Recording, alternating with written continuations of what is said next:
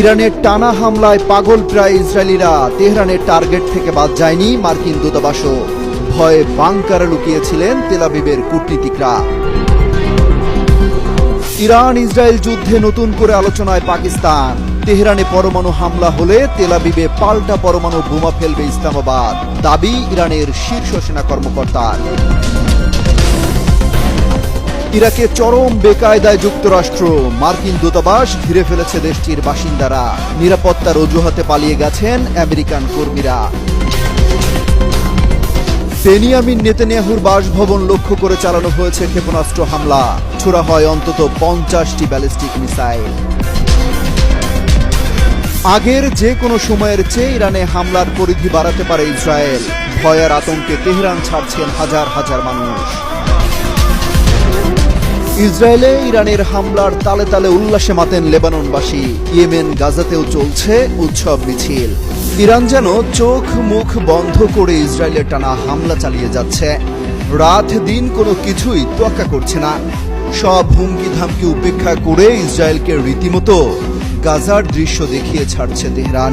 তারই ধারাবাহিকতায় সোমবার আবারও ক্ষেপণাস্ত্র হামলা চালিয়েছে ইরান। এই হামলায় রাজধানী তেল আবিব ও বন্দর নগরী হাইফার বহু স্থাপনা ক্ষতিগ্রস্ত হয়েছে। শুধু তেল আবিবের সামরিক স্থাপনাই নয়, ইরানের টার্গেট থেকে বাদ যায়নি ইসরায়েলে অবস্থিত মার্কিন দূতাবাসও। ইরানের চালানো ক্ষেপণাস্ত্র হামলায় কিছুটা ক্ষতিগ্রস্ত হয়েছে যুক্তরাষ্ট্রের দূতাবাস। তবে কোনো হতাহত হয়েছে কিনা তা বিস্তারিত এখনো জানা যায়নি। মার্কিন গণমাধ্যম সিএনএন বলছে দূতাবাসটি বন্ধ রাখা হয়েছে।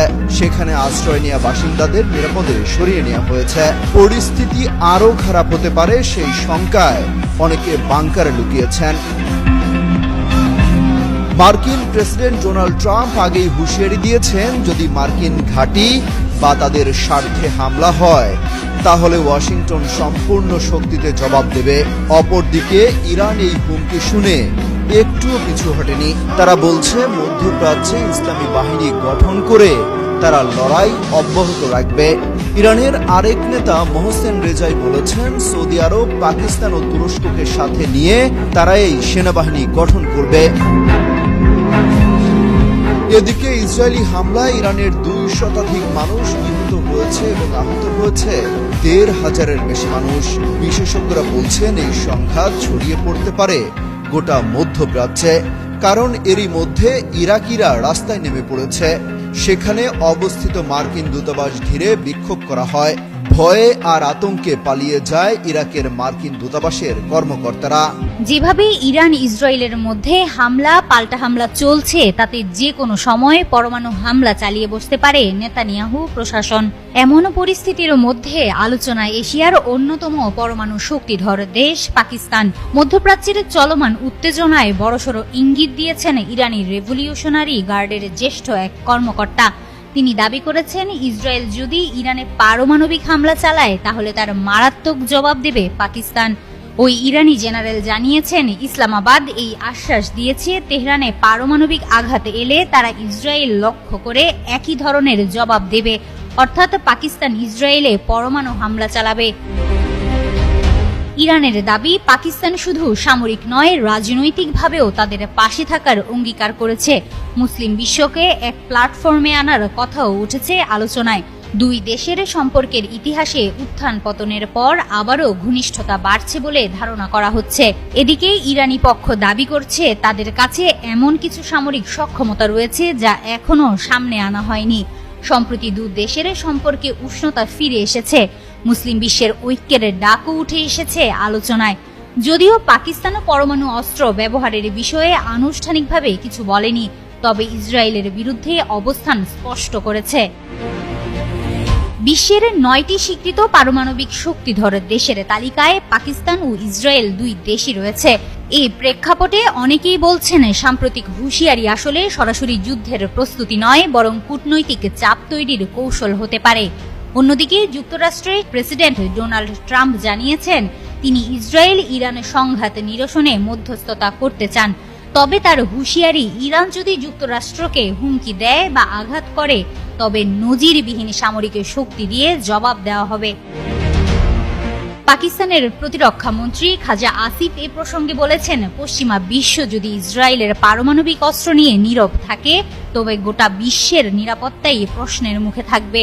তিনি ইসরায়েলকে অস্থিতিশীল রাষ্ট্র আখ্যা দিয়ে বলেন, তাদের আচরণ পুরো অঞ্চলকে বিপর্যয়ের দিকে ঠেলে দিচ্ছে। হিমাতুল জান্নাত, যুগান্তর নিউজ। গোটা মধ্যপ্রাচ্যে চরম বিপাকে মার্কিন ঘাঁটিগুলো। যে কোনো সময় সব মার্কিন ঘাঁটি ইরানের হামলা টার্গেট হতে পারে বলেও শঙ্কা করা হচ্ছে। এমনটা হলে ইরান ইসরায়েল যুদ্ধে সরাসরি জড়িয়ে পড়বে যুক্তরাষ্ট্র। পরিস্থিতি যখন এমন, তখন ইরাকে অবস্থিত মার্কিন দূতাবাস ঘিরে ফেলেছে ইরাকের বাসিন্দারা। রোববার রাতে শত শত ইরাকি হলুদ পতাকা হাতে মার্কিন দূতাবাসের সামনে বিক্ষোভ করেন। এমনকি ইরানের পতাকা হাতে নিয়ে শোডাউনও দেওয়া হয়। এরপরই ভয় আর আতঙ্কে দূতাবাস ছেড়ে পালিয়ে যান অনেক মার্কিন কর্মকর্তা। যদিও হোয়াইট হাউস বলছে নিরাপত্তার শঙ্কায় তাদের কর্মকর্তাদের সরিয়ে নেওয়া হয়েছে। অনেকে বলছেন ইরানের পাশে যেভাবে ইরাকের মানুষ দাঁড়িয়েছে, এই কারণে আগ্রাসী আচরণ থেকে পিছু হটতে বাধ্য হয়েছে যুক্তরাষ্ট্র। ইরান ইসরায়েল যুদ্ধ বন্ধের আহ্বান জানিয়েছেন মার্কিন প্রেসিডেন্ট ডোনাল্ড ট্রাম্প। পাশাপাশি হুঁশিয়ারি দিয়েছেন, যদি কোনো কারণে যুক্তরাষ্ট্রের কোনো ঘাঁটি হামলার শিকার হয় তাহলে ইরানেও স্মরণকালের সবচেয়ে ভয়াবহ হামলা চালাবে যুক্তরাষ্ট্র। নিরাপত্তা ঝুঁকির কারণে ইরাকের বাগদাদে অবস্থিত মার্কিন কর্মীরা দূতাবাস ছেড়ে অজ্ঞাত স্থানে পালিয়ে যাচ্ছেন। যদিও হোয়াইট হাউস বলছে তাদের ইরাক থেকে সরিয়ে নেওয়া হচ্ছে, তবে সেখানে ইরানের সম্ভাব্য হামলার হুমকির বিষয়টি গোপন করে গেছেন। বুধবার কর্মী সরিয়ে নেওয়ার কার্যক্রম শুরু হয়। বৃহস্পতিবারও এই প্রক্রিয়া অব্যাহত রয়েছে বলে জানা গেছে। যদিও কিছু কর্মকর্তা বলছেন, ইরান ইসরায়েল সংঘাতের কারণেই কিছু আমেরিকানকে এই অঞ্চল ছেড়ে যাওয়ার পরামর্শ দেওয়া হয়েছে। ইরান ইরাকের কিছু মার্কিন স্থাপনায় প্রতিশোধমূলক হামলা চালাতে পারে বলে তারা আশঙ্কা করছেন। সিবিএসকে কর্মকর্তারা জানিয়েছেন, মধ্যপ্রাচ্যে মার্কিন রাষ্ট্রদূত স্টিভ উইটকফ রোববার ইরানের সাথে পারমাণবিক কর্মসূচি নিয়ে আলোচনা করার পরিকল্পনা করেছিলেন, কিন্তু পরিস্থিতি বেগতিক দেখে আগেভাগেই দূতাবাস ছেড়ে সবাই পালাচ্ছেন। যুক্তরাষ্ট্র চায় ইরান যেন ইউরেনিয়াম সমৃদ্ধকরণ কার্যক্রম বন্ধ করে। তারা কিছুতেই চায় না তেহরান পারমাণবিক বোমা তৈরির সক্ষমতা অর্জন করুক। এজন্য ডোনাল্ড ট্রাম্পের নির্দেশনায় যুক্তরাষ্ট্র ইরানের সাথে আলোচনার উদ্যোগ নেয়। আলোচনায় প্রস্তাব আসে সমৃদ্ধকরণ কার্যক্রম বন্ধের বিনিময়ে তেহরানের উপর আরোপিত অর্থনৈতিক নিষেধাজ্ঞা শিথিল করা হবে। সে সঙ্গে হুমকি আসে আলোচনা ব্যর্থ হলে সামরিক পদক্ষেপ নিতে পিছপা হবে না যুক্তরাষ্ট্র। এ পরিস্থিতিতে পাল্টা হুমকি দিয়েছে ইরান। সংঘাত বাঁধলে দেশটি আশপাশের সব মার্কিন সামরিক ঘাঁটিতে হামলা চালাবে। সেসব ঘাঁটি কোন দেশে অবস্থিত সেটাও বিবেচনা করবে না আয়াতুল্লাহ আল খামেনির দেশ। এরপরই শঙ্কা শুরু হয় যুক্তরাষ্ট্রও এই যুদ্ধে জড়িয়ে পড়তে পারে। আশিকুর রহমান, যুগান্তর নিউজ। নজিরবিহীন হামলার শিকার হয়ে ইসরায়েল এখন পাগলা ঘোড়ার মতো হয়ে গেছে। চোখে মুখে অন্ধকার দেখায় ইসরায়েল ব্যাপক হারে ইরানে হামলার পরিকল্পনা নিয়েছে, এমন খবর আসছে আন্তর্জাতিক গণমাধ্যমে। পরিস্থিতির ভয়াবহতা আজ করতে পেরে আগেভাগে রাজধানী তেহরান ছাড়ছেন ইরানের হাজার হাজার মানুষ।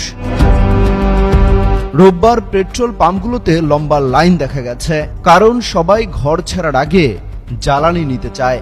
স্থানীয়রা বলছেন, মানুষ ভয় পেয়ে যাচ্ছে, সবাই ছুটছে নিরাপদ আশ্রয়ের দিকে। তাই যে যেভাবে পারছে নিজের প্রস্তুতি আগেই নিয়ে রাখছে। বাসিন্দাদের অভিযোগ, রাজধানীতে আশ্রয় নেওয়ার মতো নিরাপদ জায়গা নেই। যদি হামলা হয় কোথায় যাবেন তারা?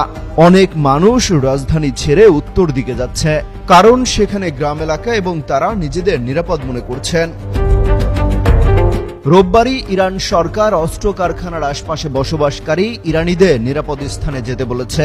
একই সাথে গুরুত্বপূর্ণ সামরিক ও বৈজ্ঞানিক স্থাপনার আশপাশে বসবাসকারীদেরও সরে যেতে অনুরোধ করা হয়েছে।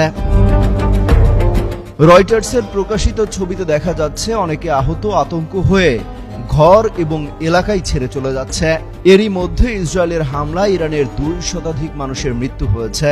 এর আগে ইসরায়েলের প্রধানমন্ত্রী বেনিয়ামিন নেতানিয়াহু ক্ষতিগ্রস্ত এলাকা পরিদর্শন করেন। সেখানে তিনি হুঁশিয়ারি দিয়ে বলেন, ইরানকে জ্বালিয়ে দেয়া হবে।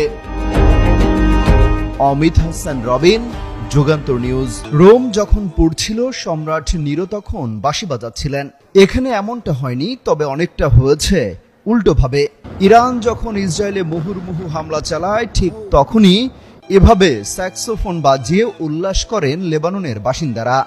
তারা যেন ইরানের ছোড়া মিসাইলকে রাতের আধারে উৎসবের আতশবাজি ভেবেই উল্লাসে মাতেন। সেই ভিডিও সামাজিক যোগাযোগ মাধ্যমে ছড়িয়ে পড়েছে। এতে দেখা যায়, যখন মিসাইল হামলা চালাচ্ছে ইরান, তখন রাস্তায় বেরিয়ে এসে ভিডিও করছে আর উল্লাস করছে মানুষ।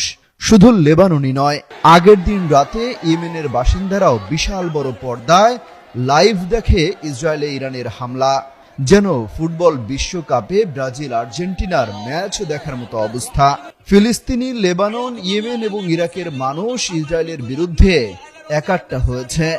যে কোনো উপায়ে ইসরায়েল যেন চরম শিক্ষা পায়, সেই চাওয়াই তাদের। ইরাকের মানুষ তো রীতিমতো রাস্তায় বেরিয়ে মার্কিন দূতাবাস ঘিরে মিছিল পর্যন্ত করেছে।